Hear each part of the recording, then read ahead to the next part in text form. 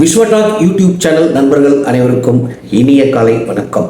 இன்று ஒரு திருக்குறள் நிகழ்ச்சியில் நண்பர்களை சந்திப்பதில் மிக்க மகிழ்ச்சி. நண்பர்களே, இன்றைய திருக்குறள் என்னவென்றால், அன்புற்று அமர்ந்த வழக்கென்ப வையகத்து இன்புற்றார் எய்தும் சிறப்பு.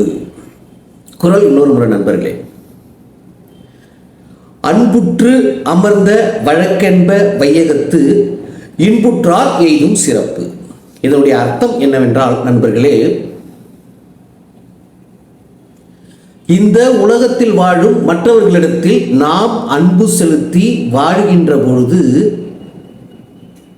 இன்பமாக வாழக்கூடிய வாழ்க்கையை நாம் அனுபவிப்பதுதான் அன்பு செய்ததின் அறம், அன்பு செய்ததின் சிறப்பு. அதாவது நாம் சந்தோஷமா வாழ்கின்றோம் என்றால் அதனுடைய அர்த்தம் என்னவென்றால், அடுத்தவர்களிடத்தில் நாம் அன்பு செலுத்தினோம், அதனால தான் நான் இன்புற்று வாழ்கின்றோம். அதுதான் அந்த நம்ம இன்பமாக இருக்கிறதுனுடைய சிறப்பு, அந்த அன்பு செலுத்தியதின் சிறப்பு அப்படின்னு வள்ளுவர் சொல்றார். அன்புற்று அமர்ந்த, அதாவது அன்புடன் கூடி அமர்ந்த என்றால் இணைந்த, வழக்கென்ப என்றால் வாழ்கின்ற பொழுது, வையகத்து என்றால் இந்த உலகத்தில், இன்புற்றார் என்றால் இன்பமாக இருக்கக்கூடியவர்கள், எய்தும் சிறப்பு. எய்தும் என்றால் கிடைக்கும், கிடைக்கும் என்பது அதான் அவர்கள் அடையக்கூடிய சிறப்பே. அடுத்தவர்களிடம் அன்பு செலுத்தினால் தான் அந்த இன்பத்தை அடைகின்றார்கள். அதுதான் அதனுடைய அர்த்தம். சரி, அன்பு செலுத்துறவங்க வந்துட்டு எப்படி இன்பமா இருக்காங்க? இதுதான் அந்த கான்செப்ட், இதுதான் கேள்வி. அவர்கள் மற்றவர்களுக்கு தீமை விளைவிப்பதில்லை, மற்றவர்களுக்கு அவர்கள் தீங்கு செய்வதில்லை, மனதளவிலும் தீங்கு செய்வதில்லை.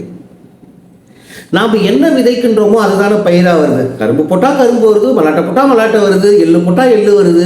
நாம் என்ன விதைக்கின்றோமோ அதுதான் பயிராக வெளியே வருகிறது.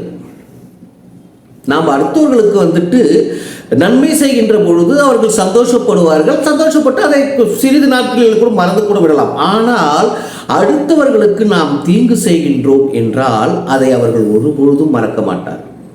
ஏனென்றால் அவர்களுடைய மனதிலே அந்த தீமையானது ஒரு செடியாக வளர்ந்து பெரிய மரமாக உருவெடுத்து விஷம் என்ற பெரிய மரத்தை உருவாக்கி காத்துக் கொண்டிருக்கும். பழிவாங்க. ஏனென்றால் நாம் அடுத்தவர்களுக்கு துன்புறுத்திய போது, தீமை விளைவித்த பொழுது அவர்கள் மனதளவில் பாதிக்கப்பட்டு விட்டார். அதனால தான் அது வந்துட்டு ஒரு விஷம் செடியாகி மரமாகி என்னைக்கு இருந்தாலும் நம்ம தாக்குவோம், நம்ம துன்பத்தை அனுபவிப்போம் அப்படின்றது அதனுடைய கான்செப்ட். இப்போ நம்ம ஊர்லேயே கூட நிறைய பேர் பார்ப்போம்.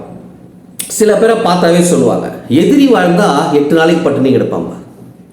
யாரோ ஒருத்தவன் எங்கேயோ அவன் சின்ன வயசுல இருந்து நல்லபடியாக கஷ்டப்பட்டிருப்பான், படிச்சிருப்பான், நிறையா அதுக்காக முயற்சிகள் நிறையா மேற்கொண்டிருப்பான், இன்றைக்கி நல்ல நிலையில் இருப்பான், நல்ல சம்பளம் வாங்குவான், நல்லா கல்யாணம் பண்ணியிருப்பான், வீடு கட்டியிருப்பான், குழந்தைகளோட பெற்று சந்தோஷமாக வாழும். அதை பார்த்துட்டு ஐயோ அவனா இப்படி வாழறனே, நம்ம வீட்டில் இருக்கிற பசங்க இல்லையே என்றால், நான் உன்னுடைய பசங்களை நீ தான் ஊக்குவிக்கலை. நம்ம பசங்களை ஊக்குவிக்க வேண்டியது நம்மளுடைய கடமை தான். அடுத்தவர்கள் நன்றாக இருக்கின்றார்கள் என்றால் அவர்கள் முயற்சி செய்தார். எந்த இடத்தில் முயற்சி செய்கின்றார்களோ அவர்கள் கண்டிப்பாக எப்பொழுதுமே நன்றாக தான் இருப்பார். அதனால அடுத்தவர்களுடைய வளர்ச்சியை கண்டு நம்ம எப்பயுமே பொறாமைப்படக்கூடாது. நான் தான் உங்களுக்கு ஒரே ஒரு விஷயத்த சொல்றேன் பாரு, நீ சுயநலவாதியாயிருங்க. அதாவது அடுத்தவங்களுக்கு கூட நீ எந்த விதமான ஹெல்ப்பும் செய்ய தேவையில்லை. உன் ஒய்ஃபு, உன் குடும்பம், உன்னுடைய வீட்டில் இருக்கவங்க, இவங்கள மட்டுமே நீ பார்த்து கொண்டு போயிட்டே இருப்ப. அதை பற்றி இங்கே பிரச்சனைகள் கிடையாது. நீ சுயநலவாதியாக இருக்கிறது பிரச்சனை கிடையாது. யாருக்கு தீங்கு விளைவிக்கக்கூடாது. அதுதான் நான் சொல்கிறது. என்னன்னு கேட்டிங்கன்னா, யாருக்குமே நீங்கள் உதவி கூட செய்ய வேண்டாம், உபத்திரம் செய்யாதீர்கள். விடுப்பா, அவன் நார்மலானாலுப்பா, அவன் அடுத்தவங்களுக்கு செய்யக்கூடிய தன்மை இல்லைப்பா, ஆனால் இன்னொருத்தருக்கு தீங்கு செய்ய மாட்டான்ப்பா, அவன் வேலையை பார்ப்பான், அவன் குடும்பத்தோடு போவான் வருவான்ப்பா, ஒரு சுயநலவாதின்னு கூட சொல்லலாம்ப்பா, ஆனால் அடுத்தவங்க வாழ்க்கையிலும் சும்மா தலையெல்லாம் இட மாட்டான். அதாவது என்னவென்றால், நீ யாருக்கும் உதவி கூட செய்யவில்லை, ஆனால் உபத்திரம் செய்யாது. சுயநலவாதியாக இரு, வேண்டாம் என்று சொல்லவில்லை, ஆனால் அடுத்தவர்களுக்கு தீங்கு விளைவிக்காது.